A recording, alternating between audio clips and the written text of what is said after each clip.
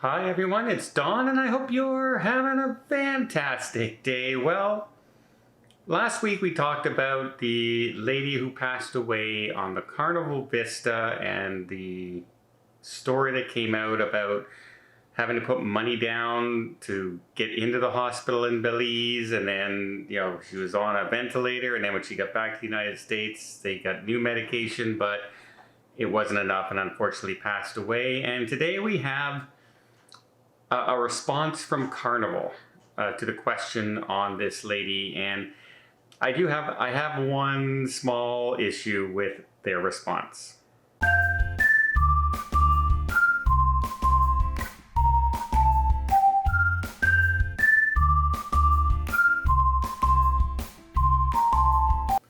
So I'm going to read you their response as they said, because I don't want to be misquoted. So they said, "We are very sorry to hear about the death of a guest who sailed on the Carnival Vista. Regrettably, there is a fair amount of disinformation about the circumstances of this matter. The guest almost certainly did not contract COVID on our ship, and she was assisted with expert medical care on board and was ultimately evacuated to Belize.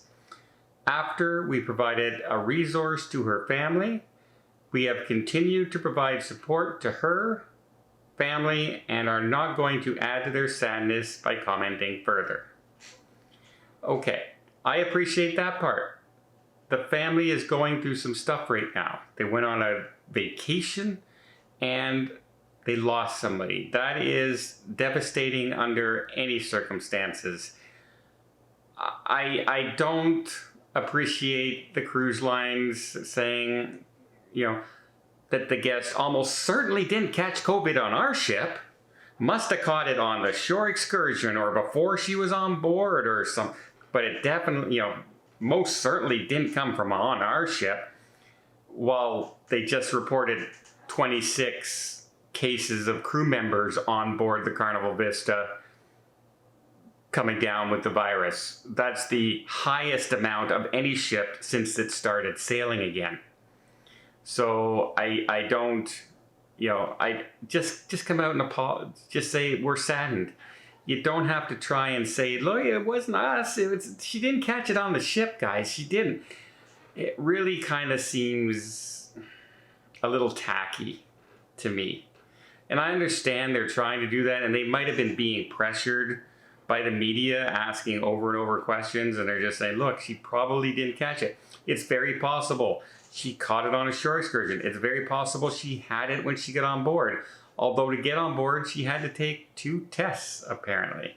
I don't know. There's just something that rubbed me the wrong way when I read that, in a letter talking about condolences and saying that, we're saddened by this. We assisted the family. She got expert medical care, and we provided a resource to her and her family once they were in Belize. That's really all you had to say. You should have ended it right there. But instead you had to say, she didn't catch it on our ship. Because you can't be certain. You cannot guarantee to me that they did not catch that virus on your ship. And guess what? It doesn't matter. COVID's everywhere right now. It's not like cruise ships are these ultimate beacons of nothing can ever touch them.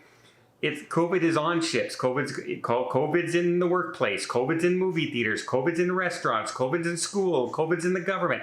It's everywhere. You didn't have to say, oh, it didn't happen on our ship, because you have no proof and no one has proof that it did. You should have just come out and said, we're very, very sorry at the untimely death of this lady who was one of our family members sailing on our ships. That's the perfect line. And that's where it should have been ended. I don't know.